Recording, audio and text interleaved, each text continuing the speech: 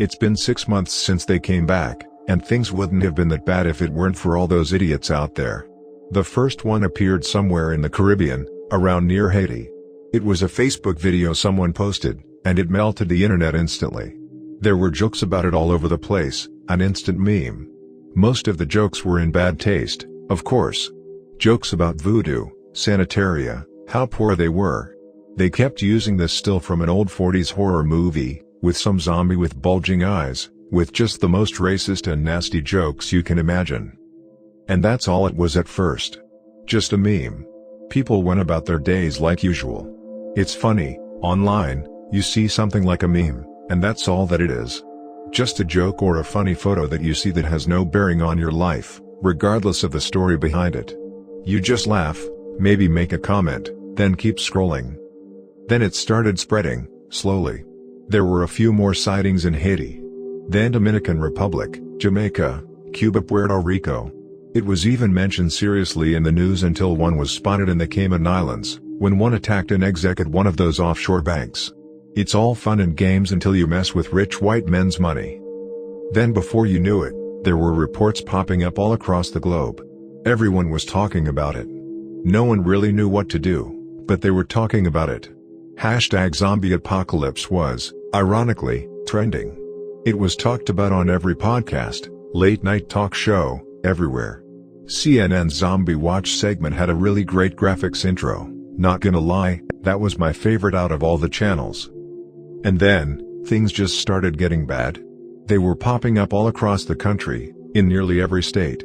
All those memes and jokes online really took a sharp turn, real fast.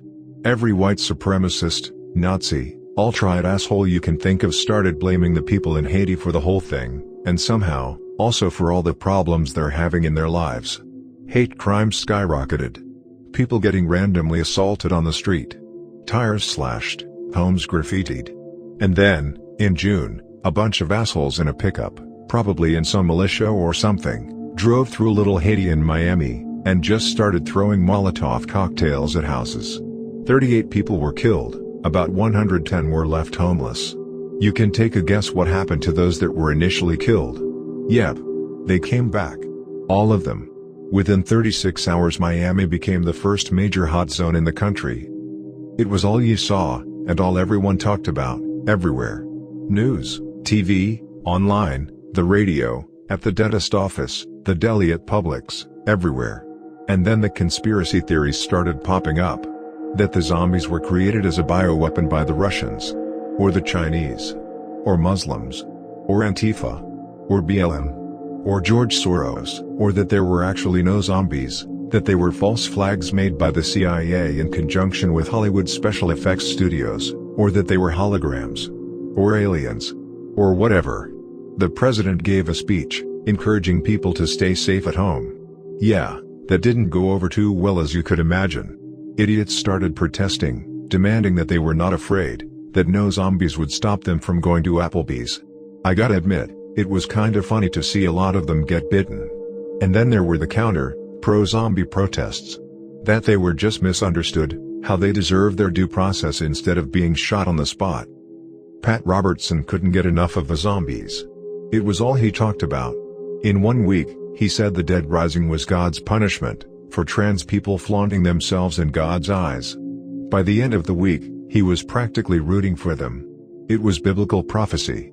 Quoting the book of Revelations, that it was all a sign of the coming rapture, of Christ's imminent return to earth. My absolute favorite video clip was that moment that one of his crew members turned live on air during the 700 Club, ripping his throat out on live television. Couldn't have happened to a better person. That was right around the time that the zombie lovers started popping up. I think it started out as a joke on Reddit. Someone made a subreddit for people in love with zombies. Mostly just memes and photoshopped images from bad 80s horror movies. That slowly evolved into an actual zombie fetish. Videos of well-hung dudes with really bad dead makeup banging young nubiles were all over the main page of Pornhub. Zombie/fix. Cheap Kindle zombie romance novels. Zombie sex fantasies, zombie rape fantasies.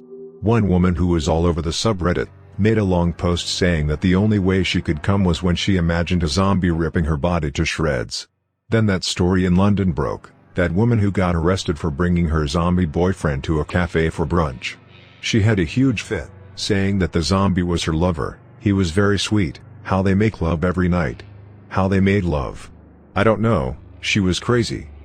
People started making tons of money on this whole thing too. Hucksters were selling all kinds of snake oil concoctions, claiming that they would stop you from turning, or that it would deter you from being attacked. I don't know, they were mostly colloidal silver mixed with bleach, which, incidentally ended up killing a handful of saps that bought into it. There were tactical anti-zombie clothes and armor. Zombie-proof windows for your house and car. The best was the zombie blockers. Totally blacked out sunglasses for kids, so your little Johnny and Susie wouldn't have to see them when they went out. All the while people were hoarding and stockpiling anything and everything they could find, whether they needed them or not. Walmarts and strip malls turned into war zones. I saw a TikTok video of a high school girl get stabbed over grabbing the last loaf of bread on the shelf. Some convenience stores had plenty of merchandise. They just gouged the prices on everything through the roof and had guys with guns on guard by the doors. And gas, of course. That went way fast. In a matter of days. A few gas stations got overtaken by heavily armed people, mostly rednecks and militia types. Don't think of filling up your tank there though, they'll just shoot you, unless you're a patriot of course. Eventually cars were all over the place, nowhere to go with no gas. And then the buying of supplies stopped, and people just started taking. It was like every man for themselves. Cashiers and baggers were gunned down in some places. What, you think their boss was going to let people stay home and be safe with their families? People being killed over TVs and iPads? Just trying to get all the stuff they could get their hands on. I mean, what are you going to do with a brand new big screen TV anyway? Wasn't long for most broadcasts to cease. Then all the people they shot for their stuff, they turned, and I mean, do people not think? Electricity's pretty much hit and miss nearly everywhere. Most people started fleeing their job posts. With no one manning the grid, well, I'm just lucky that the guy whose house I'm in has solar panels on the roof. I heard a rumor about a nuclear power plant in Pennsylvania. It got overrun with zombies, and with no one there, it overheated and there was a meltdown. It's pretty quiet out there now, for the most part at least. You hear the occasional gunshot from somewhere, but nothing to worry you much. Most of the idiots out there have long since turned, wandering around till someone puts them down. Be safe out there.